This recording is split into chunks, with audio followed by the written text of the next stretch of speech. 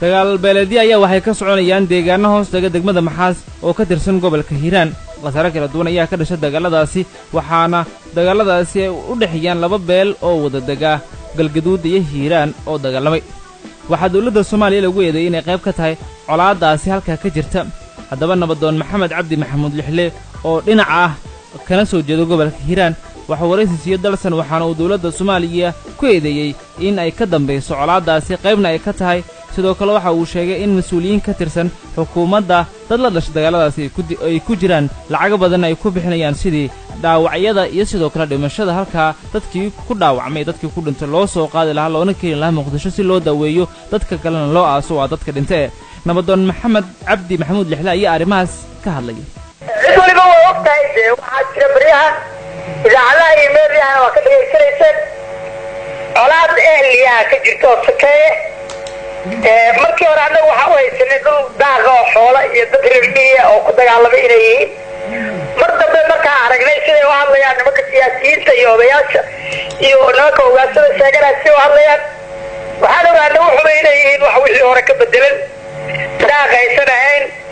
siyaasad dhul raadisa haysaan ogaanay kadib waxaan isku daynay inaan xallino albaabo badan aan gargaraacnay albaab kastoo aan garaacno way soo xireen nimankii aan halka ka raadinayna marka waa xaaladdu weli waa sideedii wax hal oo laga gaaray ma jirto sidiyayna u taagan tahay ilaahay baana garan doona xaqiiqadu waxay ku dambayn doonto nimanka idin hor istaagaya maxay yihiin meesha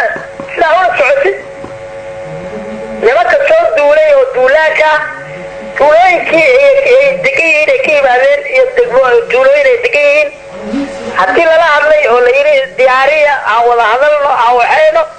way diideen kulankii way diideen diyaarintii way diideen wax walba way diideen haye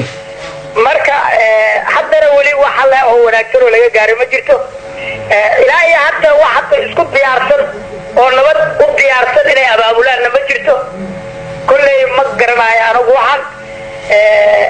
u arkaa inay tahay dhuldoon inay tahaan u arkaa aysan ahayn dagaal ka dhacay mataqaanaa dad xoola daaqeen ah ama dad mataqaanaa deysa dagaal caadi oo ka dhex dhacay noociisii uma muuqato waayahay dadka diidaya ma dad mas-uuliyiin dawladda ka tirsan mise waa dad ka tirsan dadka dagaalamay waa garan kartaanoo dadka dagaalama dad shacaba wax bedeli karaan waxbana u xumayn karaan musiibadana haysato waxay ka socotaa dad maamullo sheeganaya iyo dad wasiirro sheeganaya dawladda u shaqeeya ma noo carbaabi kartaa dadka ka mid dadkaasi oo diiday in la xaliyo dagaaladaas maxaa kuga carbaabin sacada kugu sheegi karaa kulligoodle haye bal yaa ka mid bal noo sheeg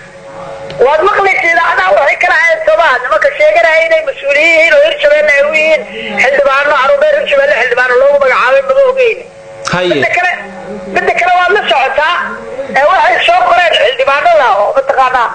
wasiirka arrimaha gudaha oo kale waad ogtahay waxyaabaha uu waday iyo hawsha fulinayo haye meesha waxaa ku dhintay walaalkiisaa ku dhintay oo mas-uul sare ah dagaalku ku dhintay meydkiisii ayaa la yidhaaya hadda waxaa naloo sheegay dhowr jeer inuu lacag soo dhiibo yidhaa layga soo qaado baawur u ijaaray xalay u soo ijaaray haye marka meesha ceeb weynaa ka jirto dagaalka dawladii dhaxaa ku lug leh wasaaradii arrimaha gudaha ku lug leh ma dhici karta marka inay si fudud ay ku dhamaato waayo dhaqaalihii dawladdaa dagaalka ku socdo oo fulinayo lagu fulinaya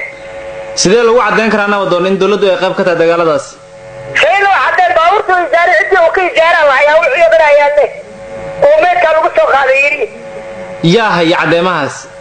way yaallaanba waa lagu hayaa baabuurta dadkii lahaa lagu hayaa la kireynahay dadkuu soo qaaday yidhi lagu hayaa dadkii ka celiyaa lagu hayaa oo ka qabtay waayahay iyagu haddii lacag ay bixiyeen ciidamo miya u direen halkaas oo dagaalada ku jira maya dad shacbaha meedka inuu soo qaadaan oo meedka meesha laga soo qaado meydka miyuu nin kala dilaa waxaa ula dhashay wasiirka arrimaha gudaha hirshabeelle wayl maameero hirshabeelle maaha wasiirka arrimaha gudaha dawladda dhexe federaalka waa dawladda Soomaaliya haye marka waad garanaysaa mataqaanaa wanaag oo dhanba laga barrabo meesha oo meel la qasaayo oo la xumaynayo haye bal dagaaladu khasaare ka dhashay iyo sidoo kale waqtiga ay qaateen kolley waqtigeeda ilaa iyo hadda lama soo koobi karo wax hadda waa waana ama didiilo ka muuqatana ma jirto dagaalku ilaa lagu kala baxo lagu kala adkaado oo soconaya nabadoon ayaa tahay adigu sidee lagu joojin karaa colaadaas waxaa lagu joojin karaa oo keliya madaxweynaha dawladda oo mas'uuliyiinta dagaalka wada halka ka wada qaado shacabka dhigo waayahay ma wasiirka arrimaha gudaha Soomaaliya kaliya mas'uuliyiinta hortaagan nabadeenta deegaanadaas maya xataa xildhibaano federaalka ku jira kamid ah haye oo dadka wax ka wado maamulka Hirshabelle xiriir ma la sameeyay si loo xaliyo arrimaha maamulka Hirshabelle waa maqlaysa wuxuu ku hadlaayay dhibaatada hore dhacay iyo dagaalka laba qarxay oo weynaaday oo siyaasadda isku bedelay nin sheegana inuu xildhibaan yahay abuuray asagoo maxaas gudaheeda taagan uu yidhi halkaa waa wada leenahay waayahay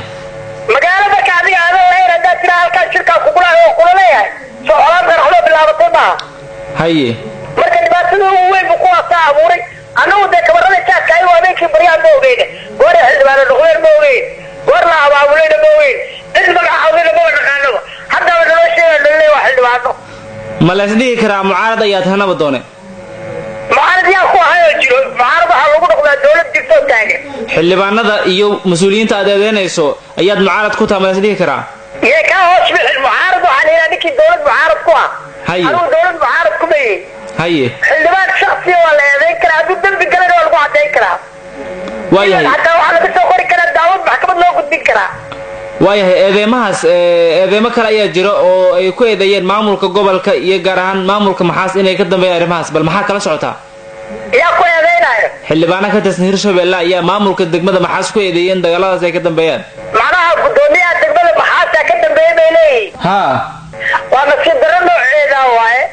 gudoomiyaha lagu sheegay waa nin shacab oo caadi shacabka meesha degan oo ka mid yahay nin awood oo lacag haysto wax abaabuli kara maaha nin ciidan haysto wax abaabuli kara maaha arinayna meesha degan oo xoolaha dhaqato ka mid yahay waayahay labada dhinac ee dagaalamaya bal awood ahaan sidee u dagaalami karaan awoodoodu waa sidee tawaad kartaa markii hore waxay ahayd sheekadu dad reer miya oo xoolo dhaqata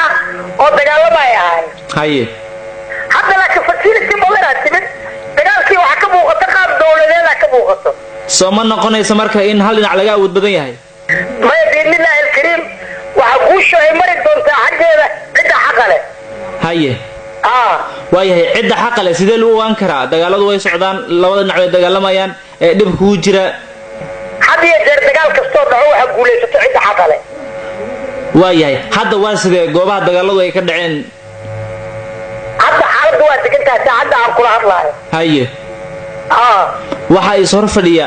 waxa dadku qaar ay leeyihiin galgaduud iyo hiiraan dad ka kala tirsan oo qaab qabiil ahaan u dagaalamaya arrimahaas iyana maxaa ka jira xaqiiqada markaan kuu sheego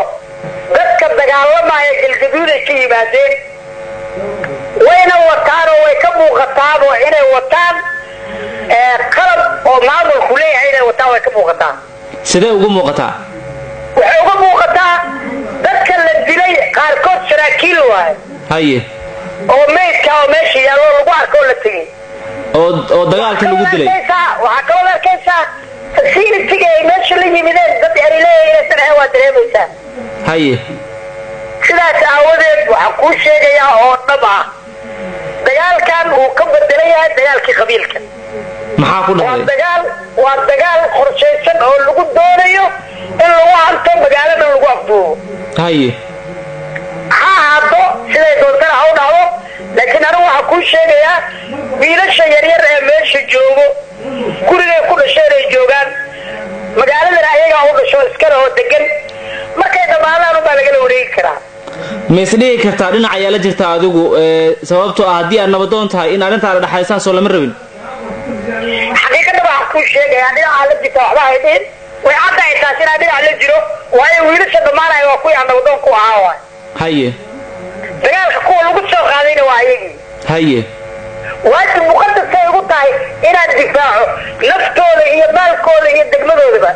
maxaa nabadoonnada kale u raadin weysay ee kaa soo horjeeday dagaalada idinku soo qaaday maxaa nabadoonadoodii wiilashaas u raadin weyseen qofkani nabadoonkooda oo dhan waa meel xataa umashidna waa ka darisan yahay waa niman u diyaar garoobay inay colaad uriyaan ma xurguf hore baa idinka dhexaysay mise tan ayaa cusub wax cusub wax yaryar oo daaqdaaqa moogi dagaalkan siyaasadda hadda ka hor maa dhaaray haye ma aanooyin dilal miyuu ahaa dagaalkaas hore mise wax yar oo dagaalo yar oo aan khasaaro dhalan buu ahaa taasi wax weyn maaha xaalad dagaal hadday tahay وأدينا لسكية لكرا إيجار قبائل كوا كلا خاتان أنا وانا بدونا يا كلوريجي جرنا في حاجة دوا عبود اللي رواتين جرنا كيف كانوا بدينا وين جرنا هنيجي ولا أكثر فربلن وده ولا لا هو ده ما يعني داخل حتى إذا يبالان لو كان داخل وحكوا جري خير شو على الكلام ده كده waayahay haddii dawladda ay garab siinayso idinku maxaa idin qorshaysan marka waxa ku sheegaya dawladda iska dhaafado ruushku xataa soo garab siiyo waxay ku heli karaan dhulkaan oo kaliya inay la yimaadaan suntii lagu buufinayo dadka oo dadka meesha degan la buufiyo sababtaas maxay tahay si kale dhulka lagu baarti karo dhulka dawladda iska leh rajaynaha way joogaan 9 bilood ku dhashay 9 bilood ku dhashay aqliyaad leedahay aqliyo leeyahay inta dagaalameyso waa dagaalamaya wuu istifaaci